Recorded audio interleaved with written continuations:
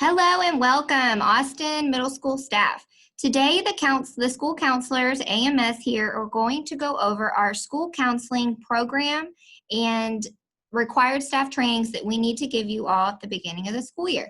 Before we do so, we're going to go ahead and introduce ourselves. Sixth grade counseling is going to be myself this year, Mrs. Espino. You'll see our email and you'll see our office phone right below our names. Seventh grade, you'll get to see her here in just a moment. It'll be Miss Bowler. But underneath her name is her email and her office number. And then we have eighth grade, Miss Lucas. You'll get to see her as well. And you'll see her email there and you will see her office number. Okay, so as a school counselor, we have certain services that we have to deliver. And 80% of our workday, ideally, is going to be direct services that are brought, where students are brought to us. We're able to counsel them, to have direct one-on-one contact with them, instruction, with guidance, counseling. We're responding to services they may need for us. And then, of course, we have our appraisal and our advisement system that we have to go by in order to make sure we are individually planning to meet the needs of our students. Indirect is about 20% of our day as counselors. Things change certainly within just a couple minutes as a counselor, but for this, it's referrals, consultations, school community involvement, parent meetings, program planning, and other duties is assigned since we're a support system with admin and other staff members. With our counseling referral process, we want you all to know that we are aware there's a lot on your plate. We're going into virtual learning, and we're not only starting something new, but this is something that we haven't done at the beginning of the year before. And so going into that, we want to make sure that if you have concern with students and you see that you would like the school counselor to reach out to them, please make sure you send us an email. When you send us an email, it's going to be the first initial and the last name with the student ID number, just general details regarding what your concern is so that we can reach out to the student. And we felt like for time being that would be great and that would be easy for you to handle. Mental health community services, we have copies and we're readily available to give them to you.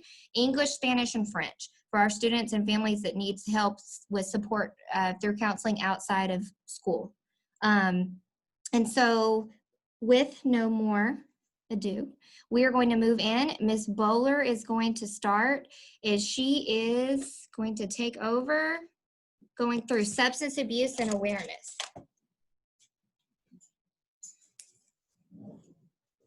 Yeah, we're required to give you the information about substance abuse. You will have this on your compliance videos, so we're only gonna go through the protocol of the school. I'm Ms. Bowler, 7th grade counselor, and your bilingual counselor here at school.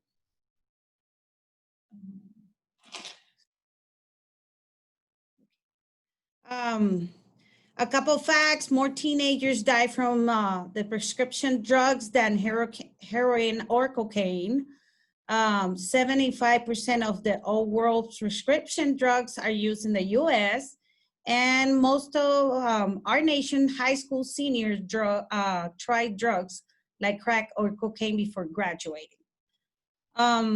We have short-term effects, lack of coordination, false sense of confidence, auto accidents, loss of inhibition, vomiting, slower reflex, slur speech.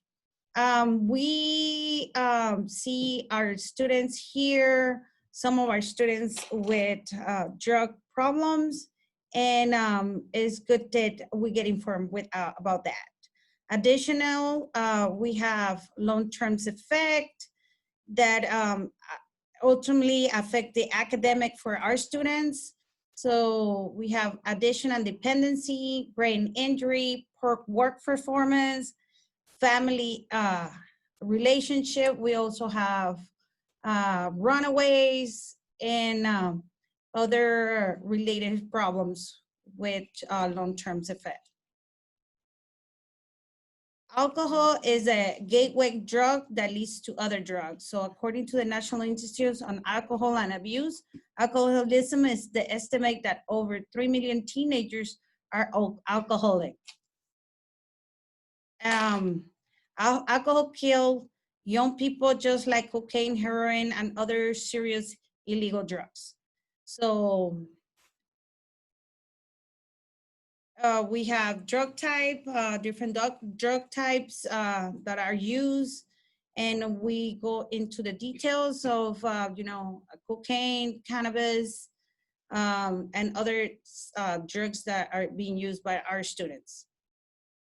Synthetic drugs, manufactured chemical drugs that are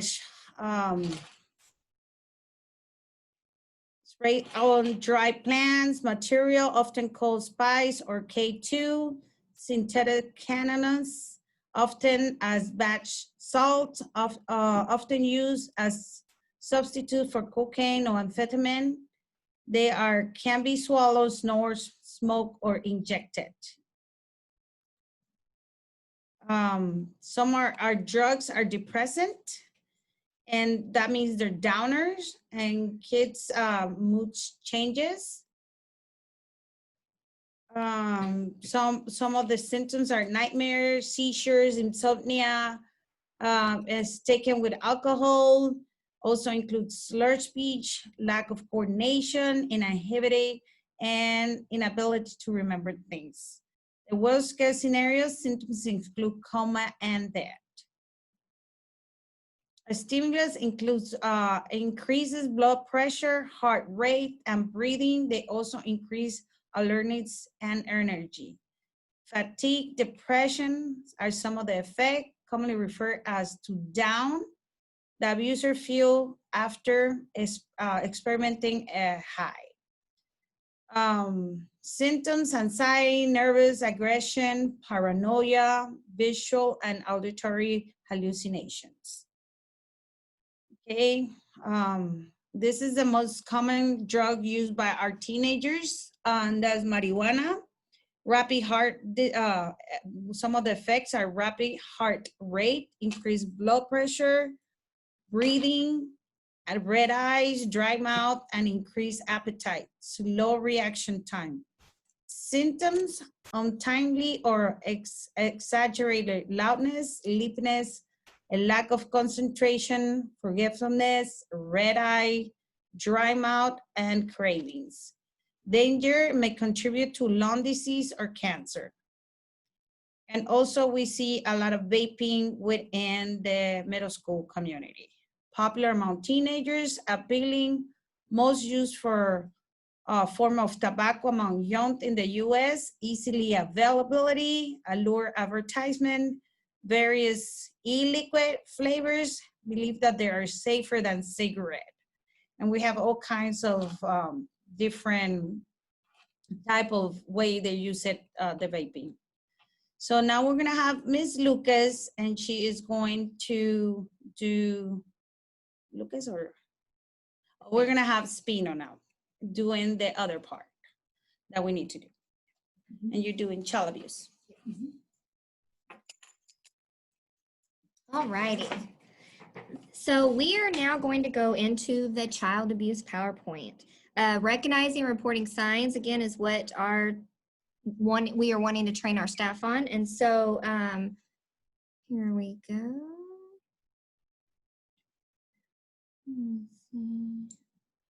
Okay, so here are the 4 different types of child abuse: physical abuse, emotional abuse, sexual abuse, and neglect.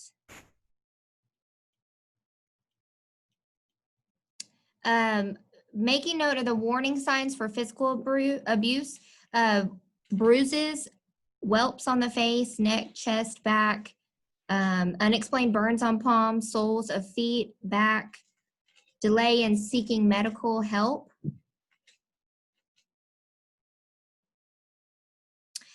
Emotional abuse. Emotional abuse, warning signs: extremes in behavior, very aggressive or withdrawn and shy. You can always go back to these and just make sure you've looked over them. Frightened of parents, depression or self-harming. These are to name a few.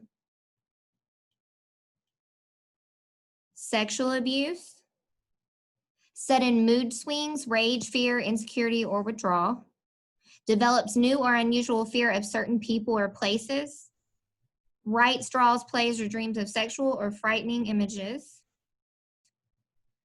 And this goes on. You may notice the child suddenly has more money, toys, or other gifts without any reason, exhibits adult-like sexual behaviors, language, and knowledge.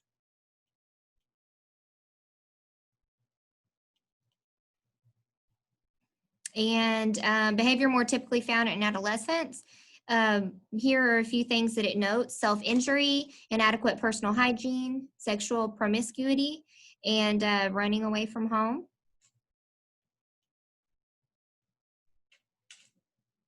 Depression, anxiety, it's continuing on, that you may find in adolescence. Fear of intimacy or closeness with other individuals.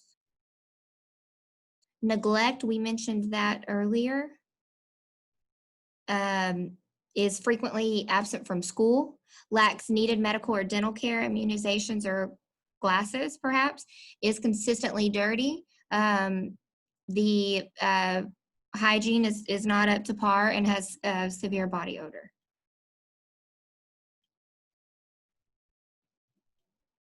Okay, so those are signs. Now we're going to go into reporting. Again, you can reference the abuse here. Okay. Wanting to make note here that all teachers know their students. You all are at the front line. You get to see your students every day. You know much about them. And so if you have any possible thought, suspicion that something is going on after you've had a conversation with a student, they've showcased something to you, there's always that thought of should I or shouldn't I? The answer is always yes. Okay, so teachers and staff, make sure you know the answer is always yes, that you are going ahead and you are reporting. You, again, right here, you have no obligation to investigate, to prove or provide any evidence. Any of these significantly hinders the criminal investigation. So please just note that you should report if you have a cause to believe that there is something going on. Okay, and again, this is here. If you need to go back to it, it is the law. Make note of that. And you have 48 hours to report after you have first suspected something. And again, that is the law. And of course, you have committed an offense if you have not reported. And so it's always better to report. Can't say that enough. Okay. As a teacher and staff member, you're of course going to remain calm. If a student comes to you about an outcry, you're non-judgmental, you're lending a listening ear. You certainly can refer them to us as school counselors, and we have additional resources we can help them with as far as getting them help and talking to them on and off ourselves. Okay. Again, it says to remain calm. When you gather information for the report, this is important. Please look at the slide to make sure you're seeing. You need to know who, what, and when would the child see this person again. So who, what, when, and you would stop there. Again, you are not an investigator. You're doing what's the best interest of the child. You'll see on this slide that there are well-intended adults that make errors because everyone is human, but please make sure you look at this because this is what you don't want to do. So please make sure you're looking at this. Written statements from children, family meetings, discussing reports, encouraging others not to report. That's just a few here. Okay. Please do not call the parent or guardian because we don't know the family's dynamics and we don't know what the story is and if the parent may be part of this whole situation. So remembering not to call the parent or guardian, only to report. If you do investigate, just something to note, you may be subject to be called in to testify court. Again, you're doing it in the best interest of the child, but just note that and make sure you're keeping track of report numbers for CPS as your documentation. And you can always share that with us if you need to as counselors. Okay. And then going on, right here is the Texas Abuse Hotline of the Family and Protective Services. This is especially important because if you believe that the child is in imminent danger and they have showcased to you and shared the situation you are very, very worried about, you're going to call 800-252-5400. And you have less than 24 hours to do that. This is if they are in intimate danger. You would have to call instead of putting in a report online or calling the regular number. You can tell your principal and you can tell your school counselor, you're not required to, but you can showcase this information to them and let us know if you would like to do so.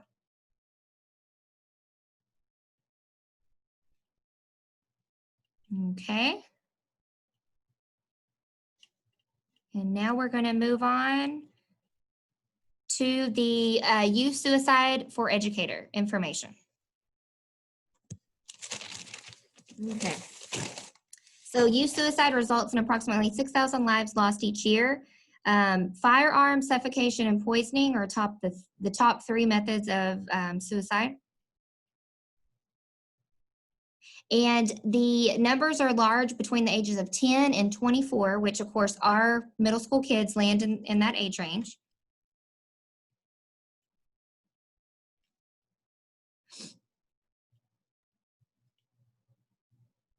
Okay. Most young women who attempt suicide want others to know. Just a second. And will give warning signs of their intent. Be aware of the warning signs, offer support, and get help. Here are the warning signs. These are verbal clues. Direct statements about suicide. If a student, again, you teachers are the ones that are there with your students, getting to know them. They're going to share different things with you that they don't share with us necessarily as counselors or APs or principals. Indirect statements may be said, indicating a wish to die or feeling hopelessness and helplessness. Signs of depression, confusion, mood shifts, impatience, or impulsivity, taking unusual risk, frequent accidents, drop in grades. These are just to name a few. Mental illness, delinquent behavior, unwanted pregnancy, serious debilitating illness, exposure to suicide of family member or peer.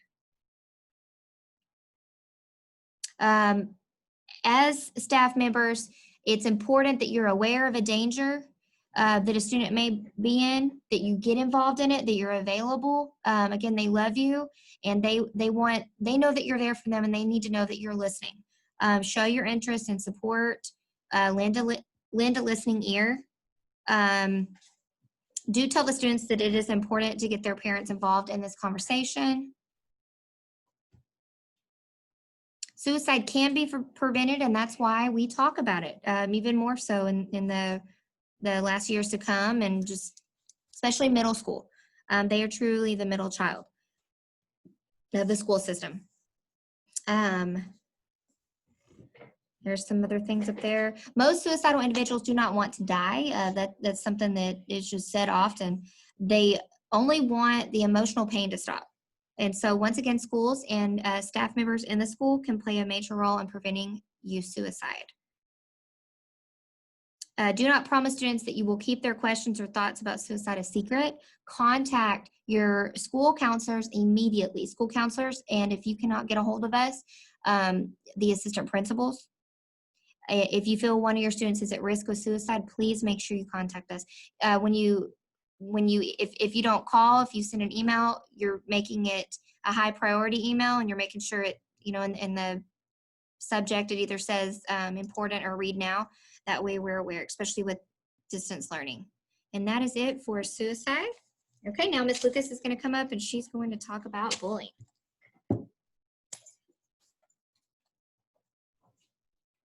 Hey everyone, I am Ms. Lucas and I am the 8th grade counselor this year.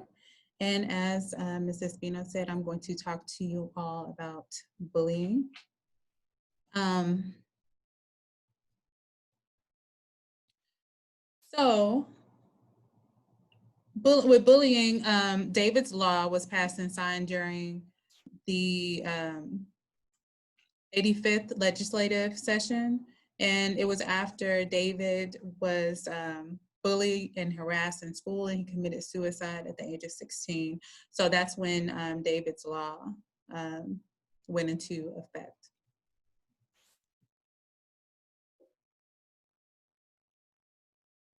So the definition of bullying, let me just zoom out just a little bit here. Okay. So the definition of bullying is a single significant act or a pattern of acts by one or more students directed at another student that exploits an imbalance of power.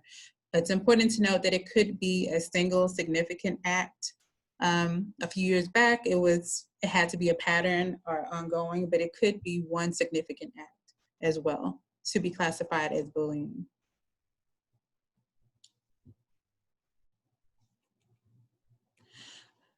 Bullying also has an imbalance of power. It's different than a conflict. So bullying behavior is intended to cause some kind of harm. There's always an imbalance of power when it comes to bullying. It could be physical or social by the person doing the bullying. Conflict is something different, and sometimes students feel like when they're in conflict with someone, they're being bullied, but it is different. Most conflicts arise in the moment because some people of relatively the same amount of power see a situation from two different perspectives.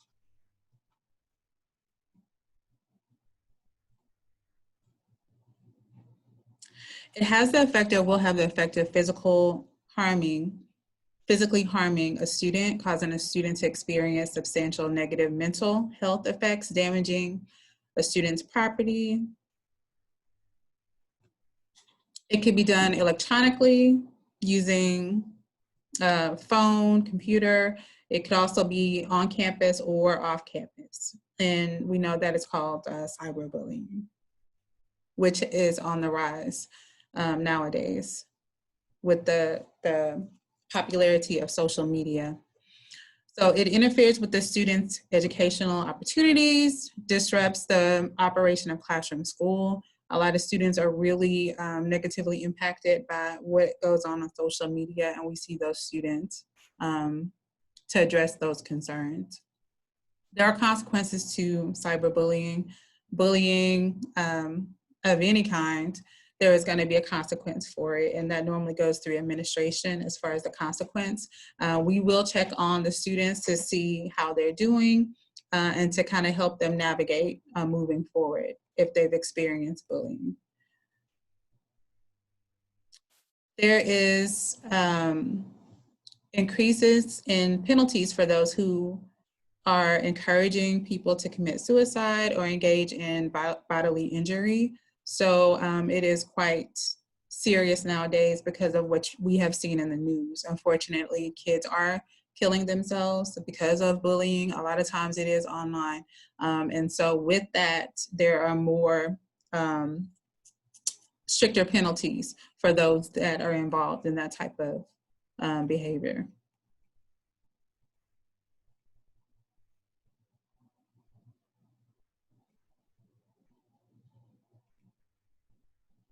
Okay, so if there is a bullying situation, the school notifies the target no later than the 3rd business day after the incident is reported.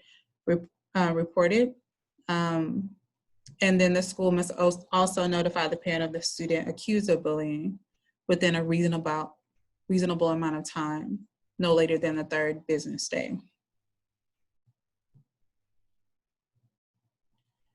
Okay. And this just goes over what the parent notification will include, including how to report anonymously, how the investigation process works, and consequences for those students, potential consequences for retaliation.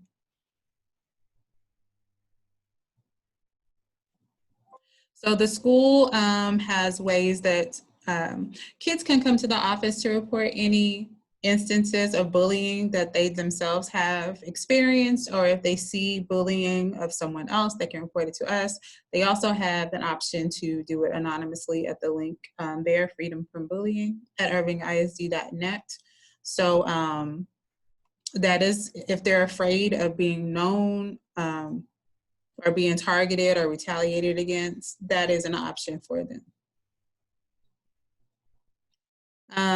Harassment means threatening to cause bodily harm or injury to another student, engaging in sexually intimidating conduct, causing physical damage to the property of another student, subjecting another student to physical confinement or restraint, or maliciously taking an action that substantially harms another student's physical or emotional health or safety. So harassment is handled in a similar manner. We don't want any student, we want all students to feel safe on campus, and we don't want them to be victim to bullying or harassment. I think one of the main problems is just getting kids to report these things so we know about it, because a lot of times they are afraid of retaliation or being labeled as a snitch and things like that. But any type of bullying, cyber or harassment, it's important that we know about it. So we encourage them to do that. We do have a lesson for the students where we go and talk to them about this, and we encourage them to speak out. Bullying and harassment are about a person or people using power and intimidation to physically or emotionally hurt the other person.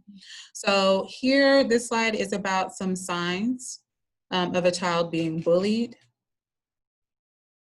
As was mentioned before, as you get to know your students, you kind of know how they are. And if you see them behaving differently for some reason, it may be a sign that something is going on. And of course, you can send us an email and ask us to talk to them, or you can talk to them. But we're always here if you want to refer them to us, so we can talk to them as well. So if they seem to be a little more depressed or down, a sudden decline in grades, unexplained injuries, may be symptoms of being bullied. Signs that someone is being a bully is just someone who may be aggressive. They often get into verbal altercations. They blame other people. They avoid responsibility. Those are potential signs. As mentioned before, bullying is a big topic because it's an ongoing issue, and you see some statistics there. So we want to make sure that we provide support to students that are,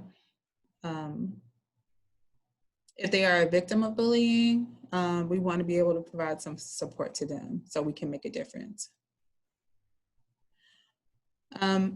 You can contact us if you have any questions, or also Sophia Galvan. She's the At-Risk and Responsive Services Coordinator. That is her information there, if you would like to contact her regarding bullying. Okay, and then I'm going to go into the teen dating violence. Teen dating violence is a type of intimate partner violence and occurs between two people in a close relationship. It includes 4 types of behaviors: physical violence, sexual violence, psychological aggression, or stalking. Of course, physical violence is when someone hurts you or tries to hurt you. Sexual is to force someone in a physical, like in a sex act or sexual touching, etc. Psychological is using verbal and nonverbal communication to harm someone mentally or emotionally. And stalking is that repeated unwanted attention and contact by a partner that causes fear or concern for someone's safety. Teen dating violence can take place in person or electronically. Again, with the rise of social media, a lot of stuff is now electronically. Unhealthy relationships can start early and last a lifetime because they start viewing those things as normal. So they grow into adults that with that mentality that the violence is normal. A lot of teens don't report unhealthy behaviors because they're afraid to tell friends and families.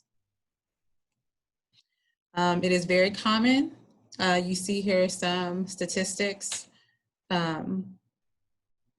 About 1 in 11 female and 1 in 15 male students in high schools experience physical dating violence, and 1 in 9 females and 1 in 36 males reported experience sexual dating violence. So it is something that is growing and it is an ongoing issue.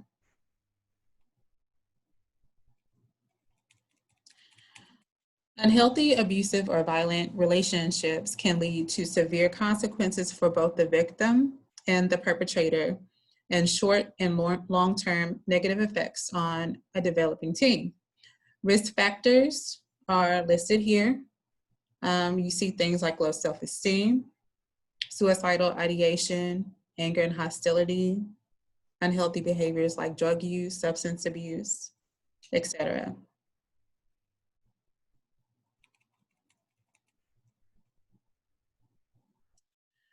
Risk factors for dating violence. The following list includes risk factors identified by the CDC for both perpetration and victimization of dating violence. You see isolation, unemployment, emotional dependence, insecurity, etc.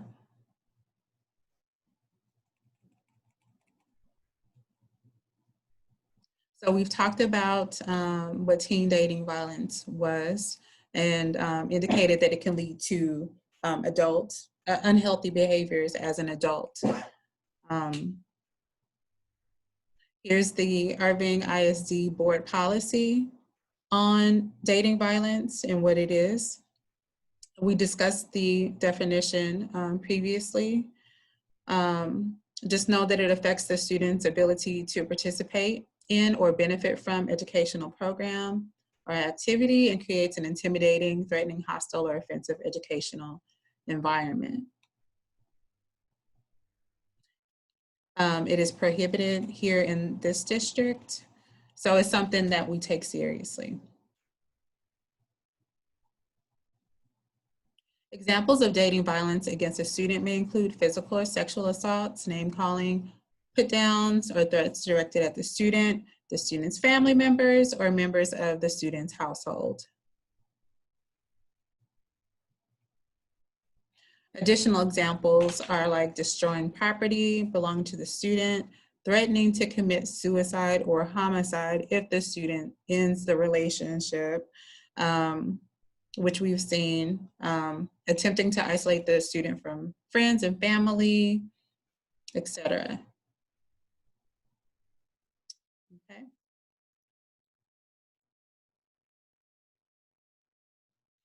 And you can also find information about the board's policy on dating violence online.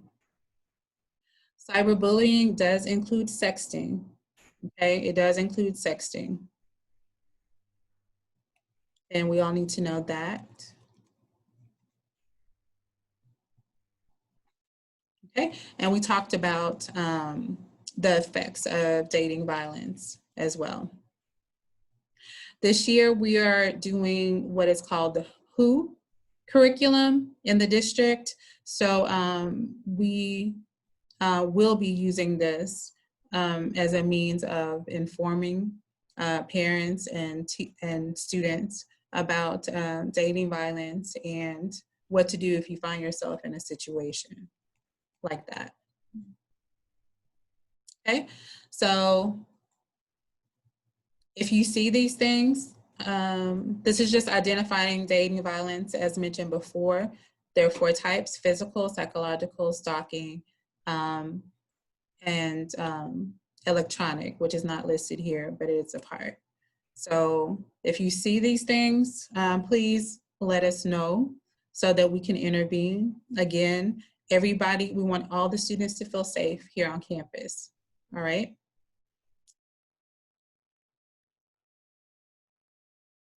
So how can we help? If a student talks to you with these issues, make sure you remain calm and tell the student that you want to help. Let them know you cannot keep this a secret. A lot of times kids do not want you to tell anybody else, but there are some things that we need to be able to, we can't keep things a secret. And so just let them know I can't keep this a secret because I don't want you to be harmed. And it's a part of our job to keep them safe to the best of our ability. And sometimes that means you have to share that information, okay? Sharing information that you know could be harmful is breaking the law. So make sure that you report that if you come across those things. The best person to tell them, the best person to help them is their school counselor. We need to know this kind of information and so we can best help the student. You can continue to support the student, but the school counselor and in some cases the school administrators will find the best possible way to work with the student and their parents to help keep them safe. You can also be positive and encouraging as well, because sometimes when they're a victim of this type of violence, it impacts their self-esteem and how they view themselves. So you as educators and staff members can help by encouragement and being positive. So for questions or comments, again, Sophia Galvan is the At-Risk and Responsive Services Coordinator in our district. That's her information there. Or of course, you can reach out to any one of us counselors here on campus to address your questions. Our email address and phone numbers are in the slides at the very beginning. So you can reach out to us that way. That concludes our presentation, and we look forward to seeing you soon.